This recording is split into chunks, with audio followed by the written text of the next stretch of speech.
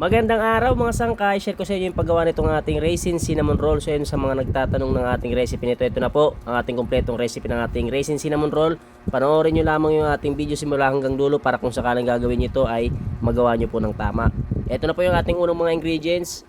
Ito kailangan lang natin ng asukal, bali 1 kilo pong recipe yung ating gagawin. At sunod natin ilalagay is asin. At maglagay na rin tayo ng powder milk. Sunod ay vanilla. So yun bali, check nyo yung mga ingredients, mga sukat na ingredients na ilalagay nyo ha, para maiwasan yung pagkakamali. At naglagay tayo ng food color, konti lang. Next natin ilalagay is tubig.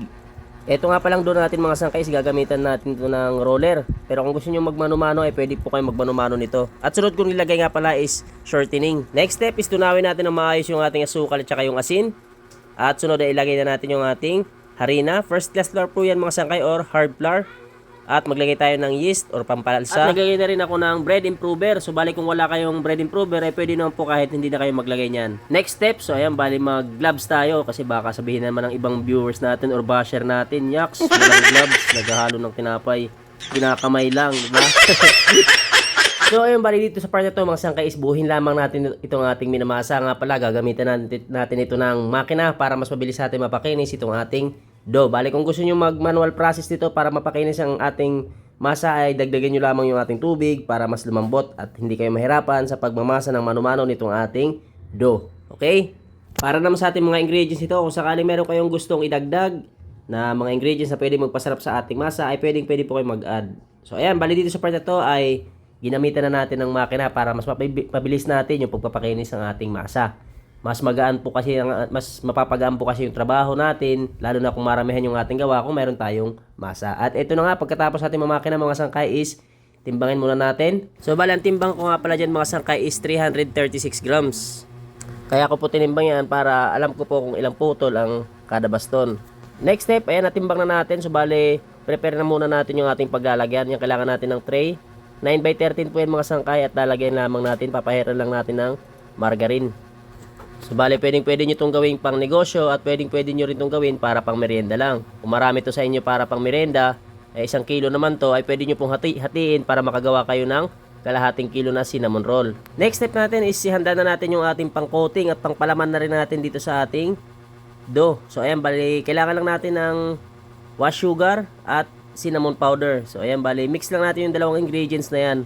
Yan yung gagamitin natin pang coat dito sa ating tinapay. At pangpalaman na rin.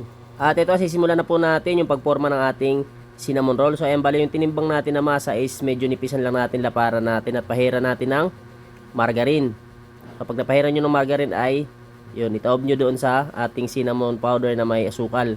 So ayan bali bastonin natin o roll natin. Bali alalay lang yung pag roll natin dyan mga sangkay, hindi natin kailangan higpitan. So yan inuulit ko, yung timbang ng isang baston na yan is 336 grams. So kapag na-roll nyo na ay ipagulong nyo din doon sa may asukal na may cinnamon powder. So ganyan lamang po kadali yung ating paggawa ng ating raisin cinnamon roll. So bali ganyan lang ating gagawin sa ating iba pang mga nakatimbang na masa. So nipisan lang natin, hindi naman sobrang nipis mga sangkay, tamang nipis lang.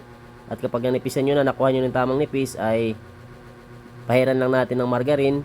At pagkatapos natin mapahiran ay itaob natin doon sa ating asukal na may cinnamon powder.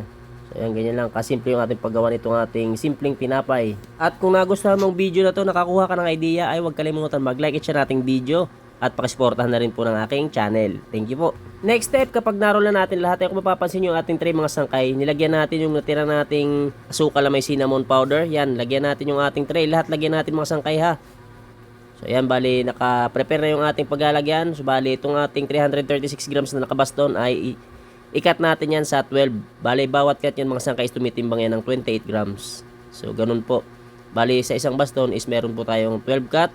At ang bawat cut po niyan is papatak po ng 28 grams. So, bali itong isa medyo mahaba. May tira po kasi yung ating masa. Kaya sinama ko na rin po. Kasi sayang naman kung wala na kasi ako ibang mamasahin. Kaya isinama ko na dyan. At kung ikaw ay naghahanap pa ng iba pang recipe about baking, pasyalo nyo lamang yung aking YouTube channel, Marchel TV din po, dahil marami nang naka-upload doon na recipe about baking. Sigurado po kung makakatulong din yun sa inyo.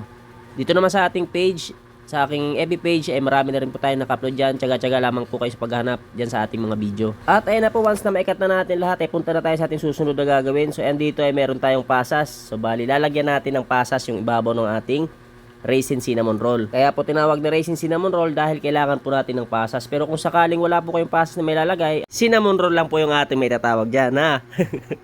Kasi walang pasas. Next step natin, kapag nalagyan na natin ng pasas sa ito, panoorin nyo lamang kung paano natin linagay itong ating nakaporma na cinnamon roll dito sa ating tray. Ayan, tinaob natin. Bale, yung pasas niya mga sangkay is mapupunta sa ilalim, ha?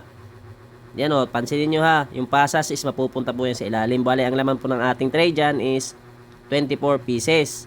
6x4 po yung ating paglagay ng ating tinapay. So, ayan, ganyan lamang po kasimple yung ating pamamaraan sa paggawa nitong ating tinapay. So, sana makatulong po sa inyo yung video na ito. At ayan, kapag nailagay nyo na lahat sa tray, ay huwag kakalimutan paalsahin bago isalang. Yan mga, antay lang tayo ng ilang oras bago natin isalang. At ayan, after 2 hours and 10 minutes mga sangkay is kailangan natin isalang itong ating cinnamon dahil malalaki na. So, ayan, bali naglagay tayo ng tubig yan mga sangkay. Ang isang tray na yan, is naglagay tayo ng 125 grams na tubig. So, inulit ko, 125 grams na tubig yung ating nilagay dyan ha, bago natin isalang. Kaya itong mahalaga mga sangkay, huwag kayong basta-basta magpa-fast forward para makuha nyo ng tama. At lulutuin na po natin. So bali yung init ng ating oven is 180 degrees Celsius at gagamit tayo ng katamtaman lakas ng apoy. Huwag yung kakalimutan yung sinalang nyo ha, baka matosta yan or masunog. At after 20 minutes mga sangkay, ayan, luto na yung ating raisin cinnamon roll. So bali niluto ko sa baba ng 10 minutes at inilipat ko sa taas. Bali niluto ko sa taas ng 10 minutes. Bali 20 minutes nating niluto itong ating raisin cinnamon roll. At ayan, bali lipat kagad natin nilagyan, taktak kagad natin. Kung mapapansin nyo mga sangkay, umuusok pa. Dahil pagkalabas po sa oven yan, ay nilipat kagad natin ng lalagyan. Ito na po yung ating finished product. Thank you for watching.